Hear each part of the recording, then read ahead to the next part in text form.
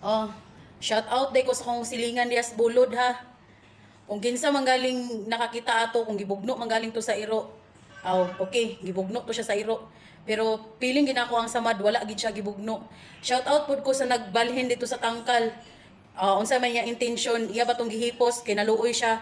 Salamat kaayo sa paghipos. Pero shout out gyud ko kung wala manggaling to paak sa iro. Shout out ko sa nagsama dato. Shout out gyud ko nimo kinsa ka nga nagsama dato. Unta mahiaguman nimo ang samad, labaw pa ato sa imong kinabuhi, buanga ka, litsi kang dako. Og shout out sad ko sa makadungog ani ha. Nga silingan ako sa bulod, di mo magpasuko-suko kung dili ka mo. Kay basi kamo may pasalinlan ako. Ka mga buisit ba kay ninyo? Og salamat kung kinsa magaling tong naghipos kay nakabuhi nya gibalhin sa pikas. Thank you kayo. Pero ang ako gimipakwan, shout out lang gikos nagsama dato. Kamo nay mag-decide kung gipaak ba to sa iro o kana ang gituyo ba to. Ibutang na kong picture.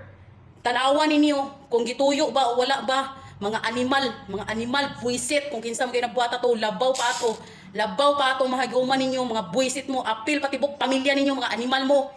Shout out ko, dili masuko og di ka ikaw ang nagbuhat, kay di ikaw ang gignan. Regards na ako mga silingan diha, og di unta mga suko ang mga animal, kung dili apil ha.